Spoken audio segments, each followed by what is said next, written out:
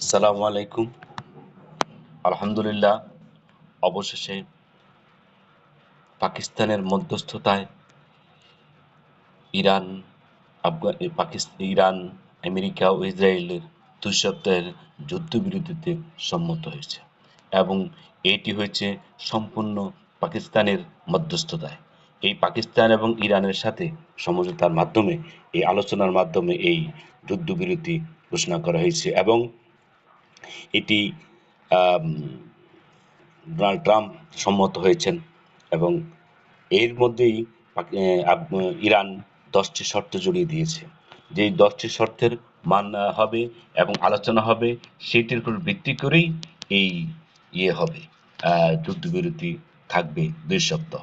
এবং এরা বলছে এর মধ্যে কোনো হামলা করা যাবে না এবং ইরান বলছে যে তাদের কিন্তু অস্ত্রের হাতে ট্রিগার আঙ্গুল রাখা আছে, যে কোনো সময় তারা কিন্তু রেডি আছে। তো এই জন্য এ নিয়ে কোনো তালবাহানা চলবে না এবং তাদের উপরকে বলা হয়েছে যে তাদের যে এই যুদ্ধবিরতির মধ্যেই আলোচনা হতে হবে এবং এই আলোচনা হবে পাকিস্তানে।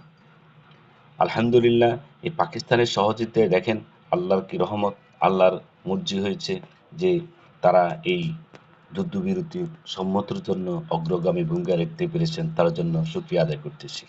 এবং এতে কি তাই হয়েছে, কি হয়েছে দেখেন, এই যুদ্ধবিরতির মাধ্যমে যদি গত রাত্রে এর মধ্যে সমঝোতায় না আসতো, মধ্যস্থতায় না আসতো, তাহলে কি হতো?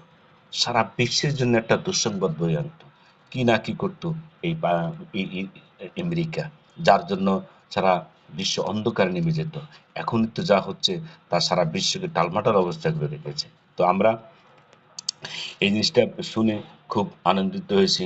সবাই আল্লাহর কাছে দোয়া করুন যেন ভালো কিছু হয় এবং এর মধ্যেই হরমুজ প্রণালী খুলে দেওয়া হয়েছে এবং বিশেষ করে হরমুজ প্রণালী ইরানের সেনাবাহিনীর তত্ত্বাবধানে থাকবে এবং তাদেরকে যে কয়েকটি শর্ত দিয়ে দিয়েছে, তার মধ্যে হরমুজ প্রণালী ১ নম্বর।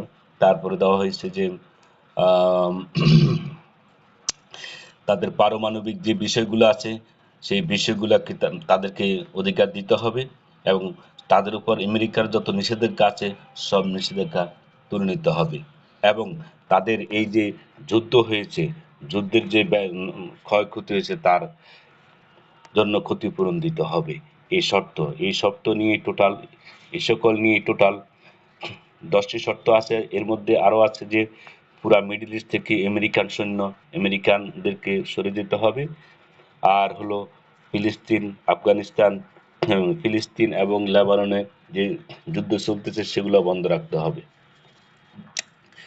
তো আশা করি এর মধ্যেই ভালো কিছু হবে।